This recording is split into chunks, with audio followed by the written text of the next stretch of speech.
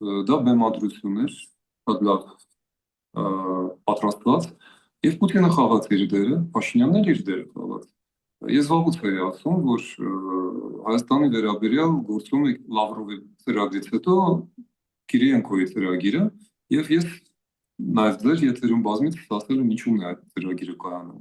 Դա Հայաստանում ստեղծված 21 թվականից պարտությունից եւ Արցախի հայաթափումից հետո ստեղծված ստատուս քվոյի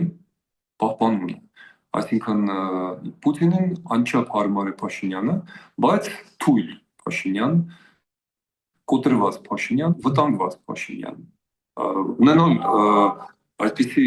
Հայաստան, անձինս Փաշինյանի, Պուտինի համար երազանք է, մուրազ է։ Եվ փաստորեն Հայաստանի իշխանությունները կրկնեցին, ավարտեցին փաստորեն այդ հարարը,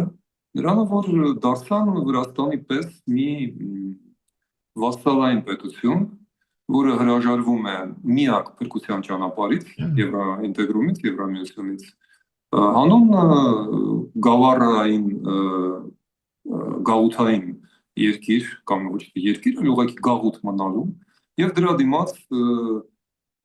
Փաշինյանը, ինչպես նրանից առաջ նախորդ նախկինները,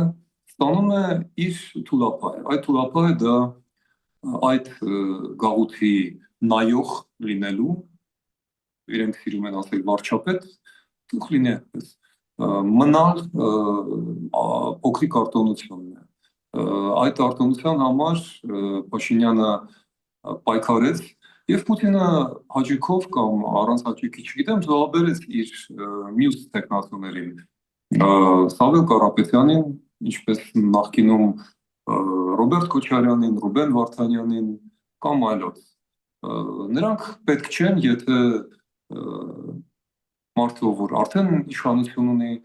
խոստանում է կատարել Պուտինի բոլոր ցանկությունները եւ պահանջները։